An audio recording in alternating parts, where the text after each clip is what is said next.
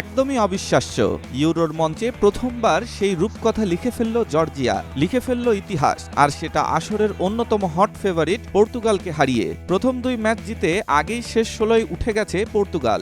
এ ম্যাচে তাই কেবল শীর্ষস্থান মজবুত করার লক্ষ্য নিয়েই নামে তারা, কিন্তু জর্জিয়ার জন্য ছিল তা বাঁচা মরার লড়াই। হারলে বা ড্র করলে বিদায় নিতে হতো আসর থেকে, কিন্তু তা আর হলো কই। পর্তুগালকে ২-০ গোলে হারিয়ে সবাইকে অবাক করে দিয়ে নকআউট পর্বে পৌঁছে গেল র্যাঙ্কিংয়ের সর্বশেষ ৭৪ নম্বরে থাকা দলটি। হতে পারে তা ইউরোর ইতিহাসে সবচেয়ে বড় অঘটন, কিন্তু জর্জিয়ার জন্য তাদের ইতিহাসে এখন পর্যন্ত সেরা রাত। র্যাঙ্কিংয়ে ৭৪ নম্বর দল হয়েও তারা গুড়িয়ে দিল ৬৮ ধাপ এগিয়ে থাকা পর্তুগালকে। এমন একটি গল্পের খলনায়কে পরিণত হয়ে নিশ্চয়ই আক্ষেপ পুড়ছেন আন্তোনিও সিলভা।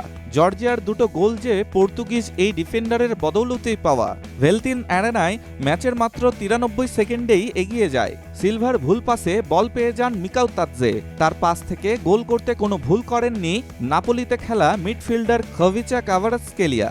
সমতায় ফিরতে মরিয়া হয়ে ওঠা পর্তুগাল কোনোভাবেই জর্জিয়ার রক্ষণ ভাঙতে পারেনি। হতাশায় মাঠের মধ্যেই বেশ কয়েকবার মেজাজ হারিয়ে ফেলেন পর্তুগিজ অধিনায়ক ক্রিস্টিয়ানো রোনালদো। হলুদ কার্ডও দেখতে হয় তাকে। প্রথমবারে তার ফ্রি কিক ফিরিয়ে দেন জর্জিয়ার গোলরক্ষক জিওর্জি মামারদাশভিলি। বিরতির পর আবারও শুরুতে এগিয়ে যায় জর্জিয়া। এবারও ভুলটা করেন সিলভা। বক্সের ভেতর মিকাও তাদজেকে ফাউল করে বসেন এই ডিফেন্ডার। ৫৭ মিনিটে অর্জন করে নেওয়া সেই পেনাল্টি থেকে ব্যবধান দ্বিগুণ করেন মিকাও তাদজে। এবারের আসরে এটি তার তৃতীয় গোল। এরপর আর জর্জিয়ার জয় ঠেকায় কে? রেফারির শেষ বাঁশি বাজার সঙ্গে সঙ্গেই উল্লাসে মেতে ওঠে তারা। হারলেও ৬ পয়েন্ট নিয়ে এফ গ্রুপের শীর্ষস্থান ধরে রাখে পর্তুগাল। শেষ ১৬য় তাদের প্রতিপক্ষ স্লোভেনিয়া।